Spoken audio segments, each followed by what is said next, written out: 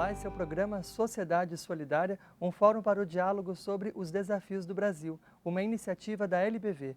Na edição de hoje, nós falamos sobre a busca de crianças e adolescentes, uma triste realidade que, infelizmente, ainda faz parte do cotidiano de milhares de famílias no Brasil.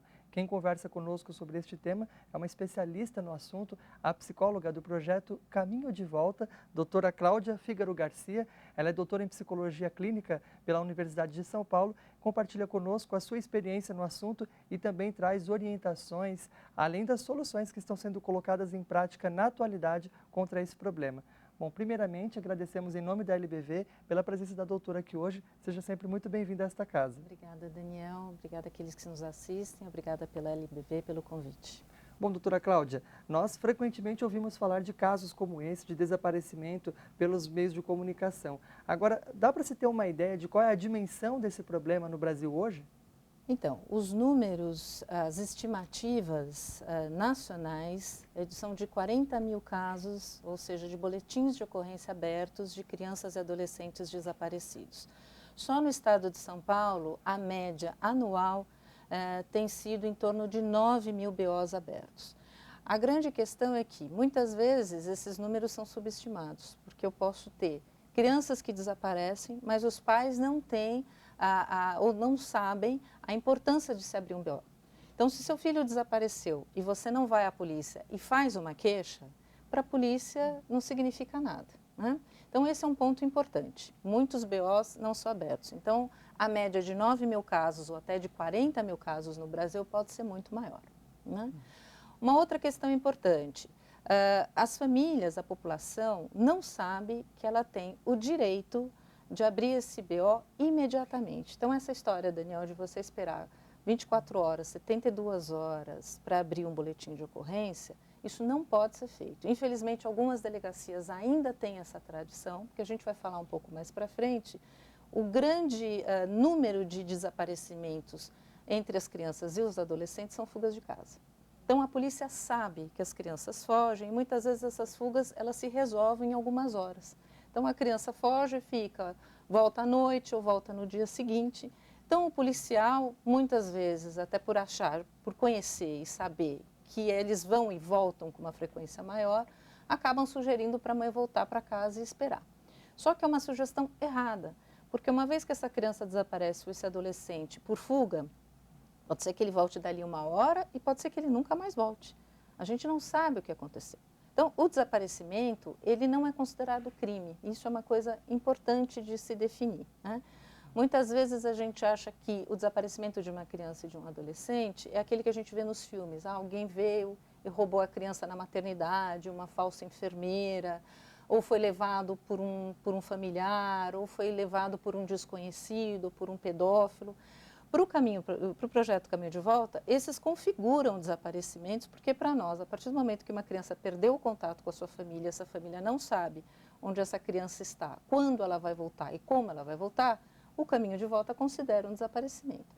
Mas isso, para a polícia, esse tipo de ação é um crime, chama-se subtração de incapaz, né? Então, é quando uma criança ela é retirada sem o consentimento dos pais e de forma escondida, né? Então, a delegacia de pessoas de investigação, de pessoas desaparecidas aqui na cidade de São Paulo, a 4ª delegacia, ela vai investigar desaparecimentos de pessoas, não importa em que faixa etária, né? E isso é uma coisa importante, porque o desaparecimento de um adulto, ele é diferente do desaparecimento de uma criança, né? Apesar do adulto também muitas vezes desaparecer por conta própria, mas o adulto até então consegue se virar melhor na rua, não sofre tantos riscos, não está numa situação de vulnerabilidade como uma criança. A questão é que o adolescente ou a criança não dimensionam o risco que está na rua, né? Vai fugir, vai para onde, né? Vai se manter como? Se expõe vai se expor a uma aqui violação a uma maior. Exatamente, né? Porque uma vez uma criança ou um adolescente na rua, eles estão mais facilmente cooptados para o tráfico ou até para a própria exploração sexual infantil, né? Quer dizer, um adolescente, para não passar fome, muitas vezes se submete a fazer um programa, né? Ou entregar drogas para alguém, servir de laranja. Então, esses riscos e essa situação de vulnerabilidade que tem essa característica diferente de um adulto que desaparece ou que queira sumir por conta própria. Agora, esses números que a doutora trouxe, eles já são bastante elevados, ainda mais se a gente considerar que podem ser subestimados. Olhando para a realidade internacional, mesmo considerando que o Brasil tem uma população muito numerosa, o quinto país mais populoso do mundo, mas é um número muito alto, o que explica essa realidade aqui no país? Olha, nós estivemos com o Caminho de Volta ano passado no encontro na Interpol na Argentina, que uniu policiais de vários países e de ONGs da América Latina. E foi muito interessante, porque todas as entidades que estavam participando daquele encontro, tinham as mesmas questões, ou seja, a fuga de casa é o maior tipo de desaparecimento e os números são muito grandes. Nos Estados Unidos, os desaparecimentos de crianças e adolescentes superam 1 milhão de casos ano. Então, é muito maior do que o nosso, né? Mas lá, por que eu falo que é muito maior? Porque existe uma notificação muito mais precisa. Como eu falei, às vezes a família não notifica aqui no Brasil por ignorância ou por desconhecimento. E às vezes, quando quer notificar, também tem uma certa resistência por parte de algumas delegacias, né? Então, é importante que a população saiba, que o Conselho Tutelar saiba, até para informar essa família, que ela tem o direito de abrir esse BO imediatamente.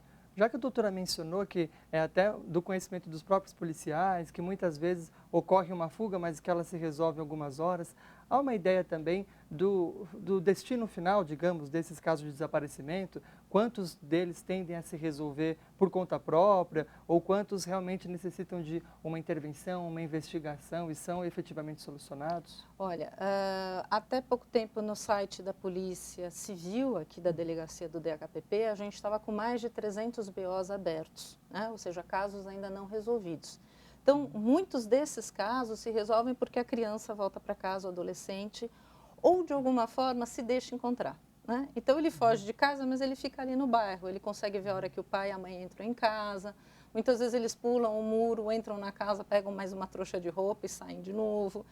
Então, assim, esses casos acabam se resolvendo porque o próprio adolescente, ele volta, ou ele vai para um abrigo e o abrigo consegue localizar a família, ou entra em contato com a polícia, né?